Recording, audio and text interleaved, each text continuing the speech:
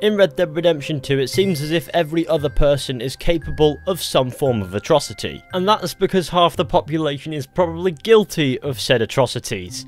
In today's video, we look at one such example of an atrocity committed by a resident of the region. Why am I sugarcoating this much? Sugar's bad for your teeth. So in today's video, we're going to be taking a look at the mystery of Southfield Flats. So you're probably wondering, where is Southfield Flats? Well, it's actually just a little bit north of Rhodes, which you should have no problem finding as you're introduced to Rhodes pretty early on in the game. When you first arrive at Southfield Flats, it'll just seem like a regular farmhouse, nothing interesting going on here.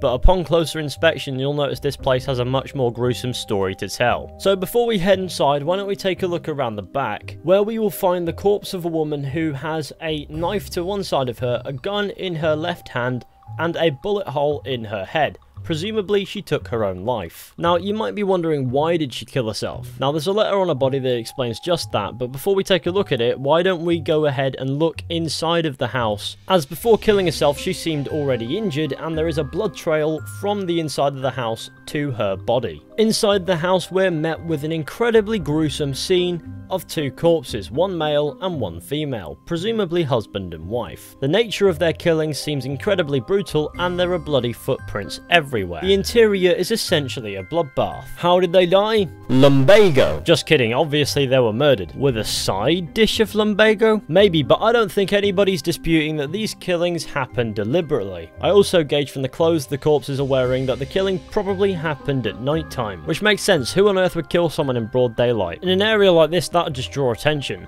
Either way, these corpses don't look particularly fresh either, as they've all decomposed, all three of them, even the corpse out back, so I think it's a safe bet to say these corpses have been here for some time. And the crime scene is seemingly undisturbed, which means that nobody's actually been here since the killings happened. Though I think we're all familiar with one guy who'd have a field day with this shit. So what happened at Southfield Flats on that night, whenever that night was? First of all, I think it's pretty obvious that the killer that we're looking for is the woman who is outside, who after killing the married couple turned the gun on herself. There are signs of a struggle, which means that the kills likely weren't clean, and considering the injuries on the corpses, we can assume that they were quite brutally killed. Evidence to support the struggle would be the injuries on the killer's body, which in itself is reinforced by the blood trail leading from the house to her resting place. So now we've got a good idea as to what happened, it's time to address the why. So remember earlier, I said that when you loot the killer's body, you will find a letter,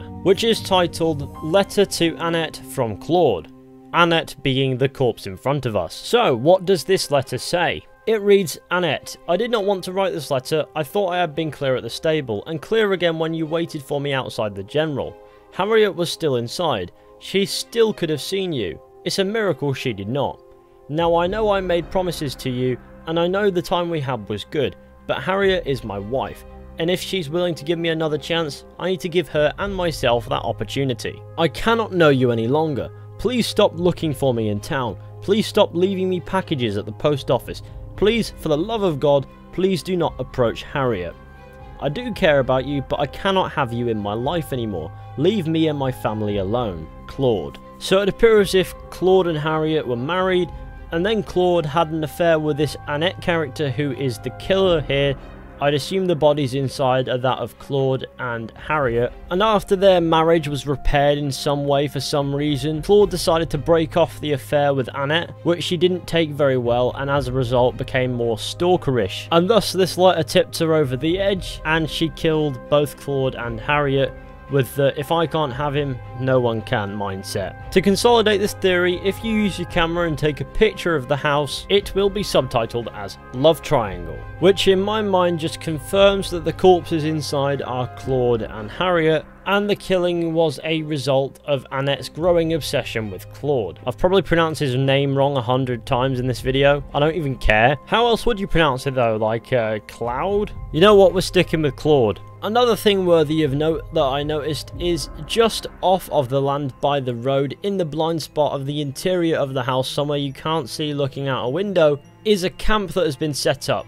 Granted, it does undermine the fact that it looks like these bodies have been here for quite some time because the fire is still going. But what if this camp has recently been reused but was actually where Annette waited until night time before killing Claude and Harriet. The perfect scope out point. Though if you're going to top yourself right after committing the deed, then there's really no point in premeditating it, is there?